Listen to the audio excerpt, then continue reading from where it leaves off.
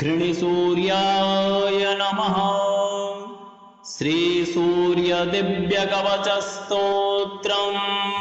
ॐ अस्य श्रीसूर्यनारायण दिव्यकवचस्तोत्रमहामन्त्रस्य हिरण्यगर्भऋषिः अनुष्टुप् छन्दः।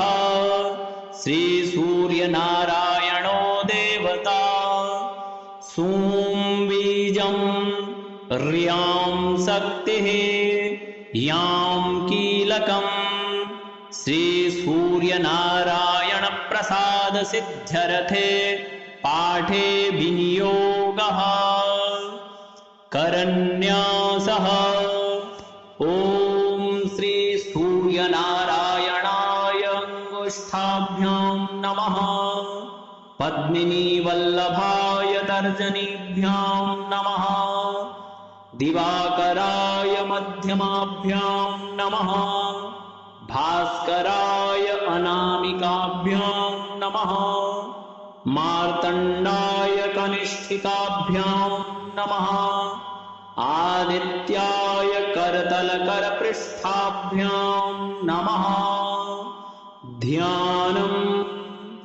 त्रिमूर्तिरूपं विश्वेशं स्थूलमुद्गरधारिणं हिरण्यवर्णं सुमुखं छायायुक्तं रविं भजे। अथ स्तोत्रम्। भास्करो मे शिरः पातु ललाटं लोकबान्धवः। कपोलौ त्रयीमयः पातु नासिकां विश्वरूपभृत्। नेत्रे चाधोक्षजः पातु कण्ठं सप्ताश्ववाहनः। मार्तण्डो मे भुजौ पातु कुक्षौ पातु दिवाकरः। पातु मे हृदयं पूषा वक्षः पातु तमोहरः। कुक्षिं मे पातु मिहिरो नाभिं वेदान्तगोचरः। द्युमणिर्मे कटिं पातु गुह्यं मे अब्जबान्धवः। पातु मे जानुनी सूर्यो उरु पातुर्विक्रमः। चित्रभानुः सदा पातु जानुनी पद्मिनी प्रियः। जङ्घे पातु सहस्रांशुः पादौ सर्वसुरार्चितः। सर्वाङ्गं पातु लोकेशो बुद्धिसिद्धिगुणप्रदः। सहस्रभानुर्मे विद्यां पातु तेजः प्रभाकरः। अहोरात्रौ सदा पातु कर्मसाक्षी परन्तपः। आदित्यकवचं पुण्यं यः पठेत् सततं शुचिः। सर्वरोगविनिर्मुक्तो सर्वोपद्रववर्जितः। तापत्रयविहीनः सन् सर्वसिद्धिमवाप्नुयात्।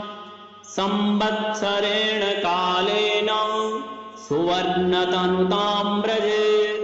दयापस्मारकुष्ठादि गुल्मव्याधिविवर्जितः। सूर्यप्रसाद सिद्धात्मा सर्वाभीष्टफलं लभेत्। आदित्यवासरे स्नात्वा कृत्वा पायसमुत्तमम्। अर्कपत्रे तु निक्षिप्य दानं कुर्यात् विचक्षणः। एकभुक्तं व्रतं सम्यक् संवत्सरमथाचरेत्। पुत्रपौत्रान् लभेल्लोके चिरञ्जीवी भविष्यति। त्रिमूर्तिरूपं विश्वेशं स्थूलमुद्गरधारिणम् हिरण्यवर्णं सुमुखं छायायुक्तं रविं भजे। अथ स्तोत्रम्। भास्करो मे शिरः पातु ललाटं लोकबान्धवः। कपोलौ त्रयीमयः पातु नासिकां विश्वरूपभृत् नेत्रे चाधोक्षजः पातु कण्ठं सप्ताश्ववाहनः मार्तण्डो मे भुजौ पातु कुक्षौ पातु दिवाकरः पातु मे हृदयं पूषा वक्षः पातु तमोहरः कुक्षिं मे पातु मिहिरो नाभिं वेदान्तगोचरः द्युमणिर्मे कटिं पातु गुह्यं मे अब्जबान्धवः पातु मे जानुनी सूर्यो उरुपात्तुर्विक्रमः चित्रभानुः सदा पातु जानुनी पद्मिनी प्रियः जङ्घे पातु सहस्रांशुः पादौ सर्वसुरार्चितः सर्वाङ्गं पातु लोकेशो बुद्धिसिद्धिगुणप्रदः सहस्रभानुर्मे विद्यां पातु तेजः प्रभाकरः अहोरात्रौ सदा पातु कर्मसाक्षी परन्तपः आदित्यकवचं पुण्यं यः पठेत् सततं शुचिः सर्वरोगविनिर्मुक्तो सर्वोपद्रववर्जितः तापत्रयविहीनः सन् सर्वसिद्धिमवाप्नुयात् संवत्सरेण कालेन सुवर्णतनुतां व्रजेत् दयापस्मारकुष्ठादि गुल्मव्याधिविवर्जितः सूर्यप्रसादसिद्धात्मा सर्वाभीष्टफलं लभेत् आदित्यवासरे स्नात्वा कृत्वा पायसमुत्तमम् अर्कपत्रे तु निक्षिप्य दानं कुर्यात् विचक्षणः एकभुक्तं व्रतं सम्यक् संवत्सरमथाचरेत् पुत्रपौत्रान् लभेल्लोके चिरञ्जीवी भविष्यति त्रिमूर्तिरूपं विश्वेशं स्थूलमुद्गरधारिणम् हिरण्यवर्णं सुमुखं छायायुक्तं रविं भजे अथ स्तोत्रम् भास्करो मे शिरः पातु ललाटं लोकबान्धवः कपोलौ त्रयीमयः पातु नासिकां विश्वरूपभृत् नेत्रे चाधोक्षजः पातु कण्ठं सप्ताश्ववाहनः मार्तण्डो मे भुजौ पातु कुक्षौ पातु दिवाकरः पातु मे हृदयं पूषा वक्षः पातु तमोहरः कुक्षिं मे पातु मिहिरो नाभिं वेदान्तगोचरः द्युमणिर्मे कटिं पातु गुह्यं मे अब्जबान्धवः पातु मे जानुनी सूर्यो उरुपात्तुर्विक्रमः चित्रभानुः सदा पातु जानुनी पद्मिनी प्रियः जङ्घे पातु सहस्रांशुः पादौ सर्वसुरार्चितः सर्वाङ्गं पातु लोकेशो बुद्धिसिद्धिगुणप्रदः सहस्रभानुर्मे विद्यां पातु तेजः प्रभाकरः अहोरात्रौ सदा पातु कर्मसाक्षी परन्तपः आदित्यकवचं पुण्यं यः पठेत् सततं शुचिः सर्वरोगविनिर्मुक्तो सर्वोपद्रववर्जितः तापत्रयविहीनः सन् सर्वसिद्धिमवाप्नुयात् संवत्सरेण कालेन सुवर्णतनुतां व्रजेत् दयापस्मारकुष्ठादि गुल्मव्याधिविवर्जितः सूर्यप्रसादसिद्धात्मा सर्वाभीष्टफलं लभेत् आदित्यवासरे स्नात्वा कृत्वा पायसमुत्तमम् अर्कपत्रे तु निक्षिप्य दानं कुर्यात् विचक्षणः एकभुक्तं व्रतं सम्यक् संवत्सरमथाचरेत् पुत्रपौत्रान् लभेल्लोके चिरञ्जीवी भविष्यति त्रिमूर्तिरूपं विश्वेशं स्थूलमुद्गरधारिणम् हिरण्यवर्णं सुमुखं छायायुक्तं रविं भजे अथ स्तोत्रम् भास्करो मे शिरः पातु ललाटं लोकबान्धवः कपोलौ त्रयीमयः पातु नासिकां विश्वरूपभृत् नेत्रे चाधोक्षजः पातु कण्ठं सप्ताश्ववाहनः मार्तण्डो मे भुजौ पातु कुक्षौ पातु दिवाकरः पातु मे हृदयं पूषा वक्षः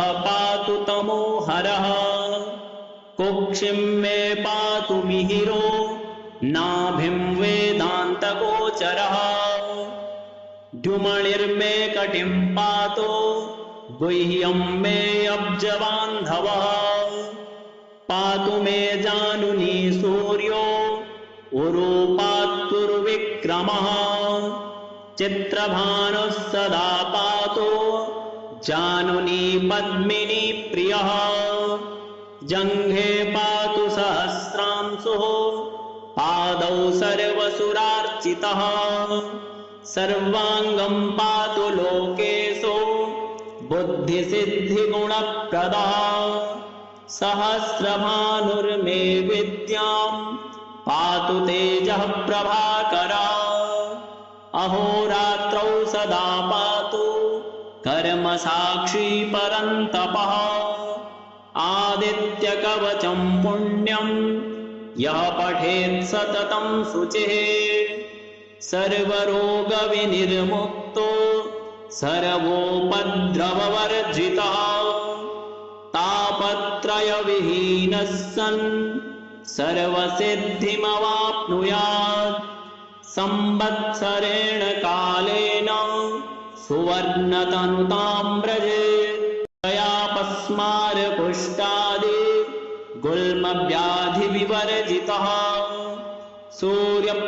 सूर्यप्रसादसिद्धात्मा सर्वाभीष्टफलं लभेत् आदित्यवासरे स्नात्वा कृत्वा पायसमुत्तमम् अर्कपत्रे तु निक्षिप्य दानं कुर्यात् विचक्षणः एकभुक्तं व्रतं सम्यक् संवत्सरमथाचरेत् पुत्रपौत्रान् लभेल्लोके चिरञ्जीवी भविष्यति त्रिमूर्तिरूपं विश्वेशं स्थूलमुद्गरधारिणम् हिरण्यवर्णं सुमुखं छायायुक्तं रविं भजे अथ स्तोत्रम् भास्करो मे शिरः पातु ललाटं लोकबान्धवः कपोलौ त्रयीमयः पातु नासिकां विश्वरूपभृत् नेत्रे चाधोक्षजः पातु कण्ठं सप्ताश्ववाहनः मार्तण्डो मे भुजौ पातु कुक्षौ पातु दिवाकरः पातु मे हृदयं पूषा वक्षः पातु तमोहरः कुक्षिं मे पातु मिहिरो नाभिं वेदान्तगोचरः द्युमणिर्मे कटिं पातु गुह्यं मे अब्जबान्धवः पातु मे जानुनी सूर्यो उरूपात्तुर्विक्रमः चित्रभानुः सदा पातु जानुनी पद्मिनी प्रियः जङ्घे पातु सहस्रांशुः पादौ सर्वसुरार्चितः सर्वाङ्गं पातु लोकेशो बुद्धिसिद्धिगुणप्रदः सहस्रभानुर्मे विद्यां पातु तेजः प्रभाकरः अहोरात्रौ सदा पातु कर्मसाक्षी परन्तपः आदित्यकवचं पुण्यं यः पठेत् सततं शुचिः सर्वरोगविनिर्मुक्तो सर्वोपद्रववर्जितः तापत्रयविहीनः सन् सर्वसिद्धिमवाप्नुयात् संवत्सरेण कालेन सुवर्णतनुतां व्रजेत् तयापस्मारकुष्ठादि गुल्मव्याधिविवर्जितः सूर्यप्रसादसिद्धात्मा सर्वाभीष्टफलं लभेत् आदित्यवासरे स्नात्वा कृत्वा पायसमुत्तमम् अर्कपत्रे तु निक्षिप्य दानं कुर्यात् विचक्षणः एकभुक्तं व्रतं सम्यक्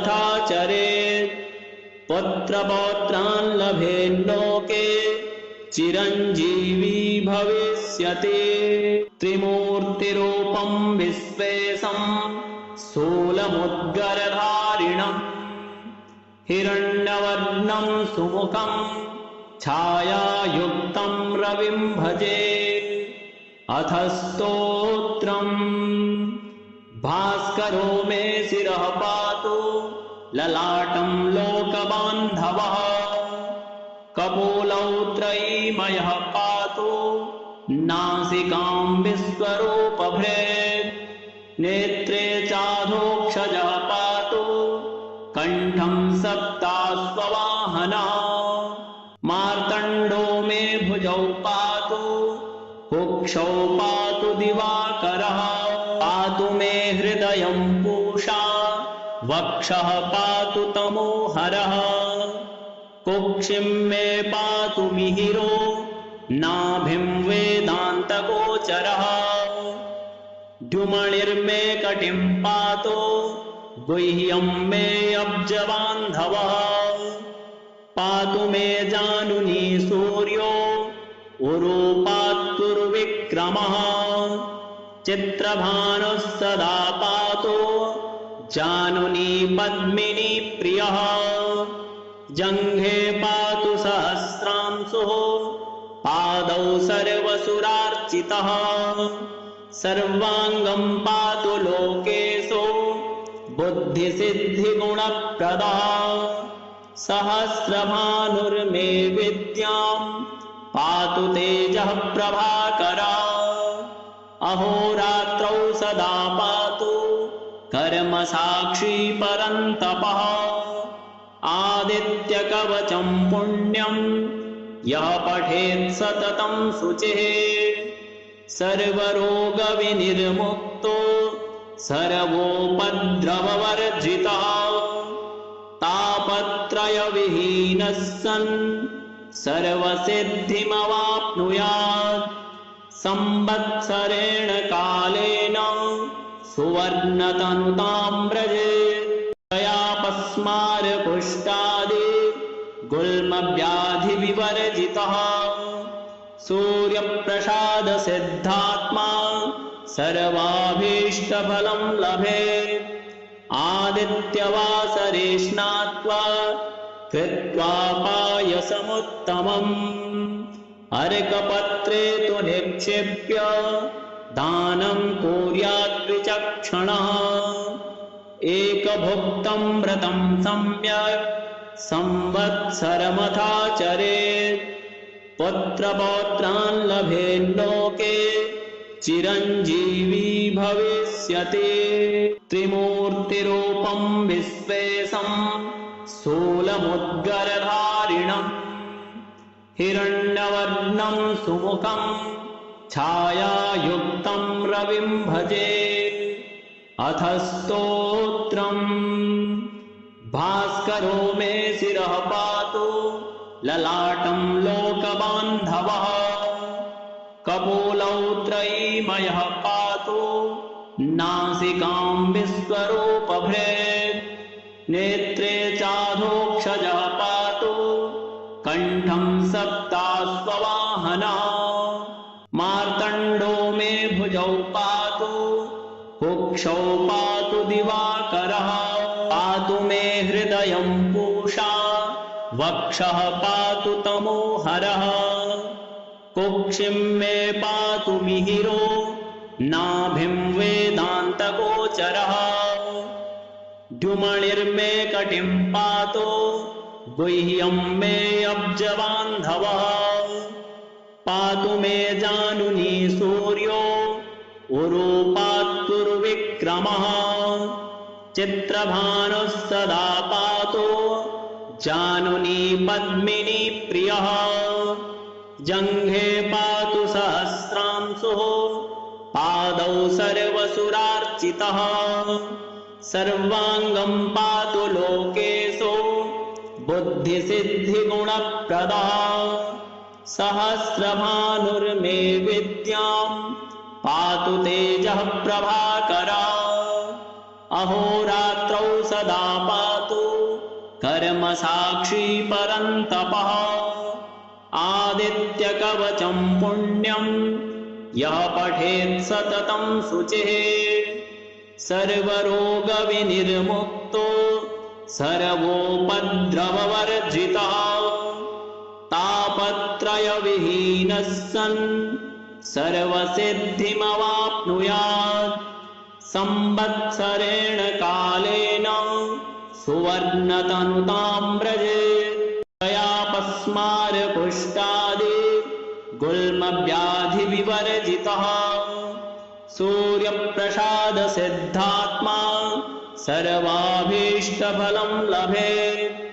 आदित्यवासरे स्नात्वा कृत्वा पायसमुत्तमम्।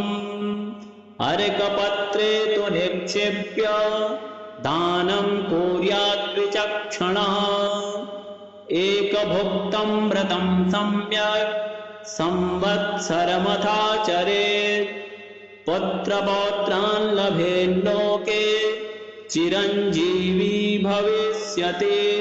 त्रिमूर्तिरूपं विश्वेशं स्थूलमुद्गरधारिणम्। हिरण्यवर्णं सुमुखं छायायुक्तं रविं भजे। अथ स्तोत्रम्। भास्करो मे शिरः पातु ललाटं लोकबान्धवः। कपोलौ त्रयीमयः पातु नासिकां विश्वरूपभृत्। नेत्रे चाधोक्षजः पातु कण्ठं सप्ताश्ववाहनः। मार्तण्डो मे भुजौ पातु कुक्षौ पातु दिवाकरः। पातु मे हृदयं पूषा वक्षः पातु तमोहरः। कुक्षिं मे पातु मिहिरो नाभिं वेदान्तगोचरः। द्युमणिर्मे कटिं पातु गुह्यं मे अब्जबान्धवः। पातु मे जानुनी सूर्यो उरुपात्तुर्विक्रमः। चित्रभानुः सदा पातु जानुनी पद्मिनी प्रियः। जङ्घे पातु सहस्रांशुः पादौ सर्वसुरार्चितः। सर्वाङ्गं पातु लोकेशो बुद्धिसिद्धिगुणप्रदः। सहस्रभानुर्मे विद्यां पातु तेजः प्रभाकरः। अहोरात्रौ सदा पातु कर्मसाक्षी परन्तपः। आदित्यकवचं पुण्यं यः पठेत् सततं शुचिः।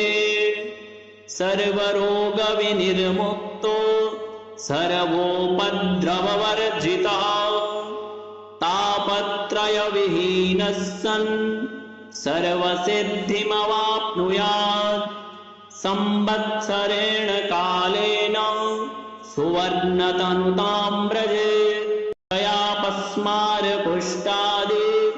गुल्मव्याधिविवर्जितः सूर्यप्रसादसिद्धात्मा सर्वाभीष्टफलं लभेत् आदित्यवासरे स्नात्वा कृत्वा पायसमुत्तमम् अर्कपत्रे तु निक्षिप्य दानं कुर्यात् विचक्षणः एकभुक्तं व्रतं सम्यक् संवत्सरमथाचरेत् पुत्रपौत्रान् लभेल्लोके चिरञ्जीवी भविष्यति त्रिमूर्तिरूपं विश्वेशं स्थूलमुद्गरधारिणम् हिरण्यवर्णं सुमुखं छायायुक्तं रविं भजे अथ स्तोत्रम् भास्करो मे शिरः पातु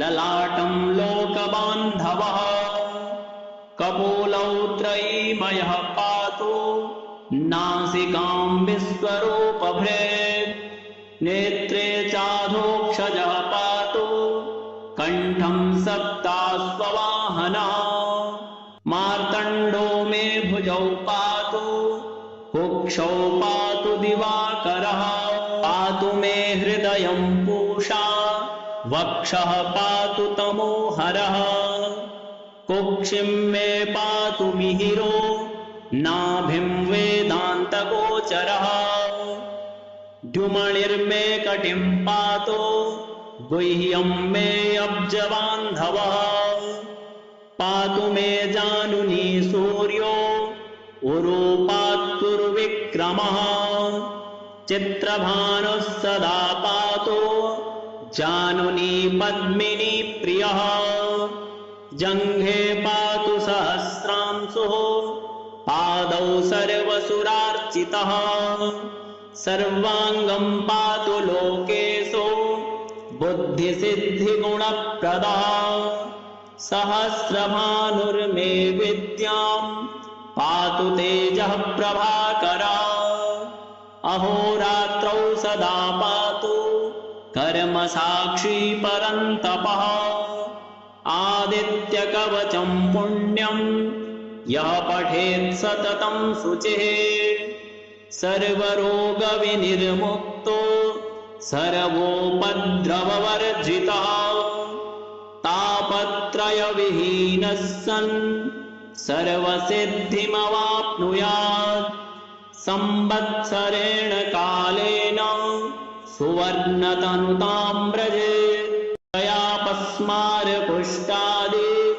गुल्मव्याधिविवर्जितः सूर्यप्रसादसिद्धात्मा सर्वाभीष्टफलं लभेत् आदित्यवासरे स्नात्वा कृत्वा पायसमुत्तमम् अर्कपत्रे तु निक्षिप्य दानं कुर्यात् विचक्षणः एकभुक्तं व्रतं सम्यक् संवत्सरमथाचरेत् पुत्रपौत्रान् लभेल्लोके चिरञ्जीवी भविष्यति।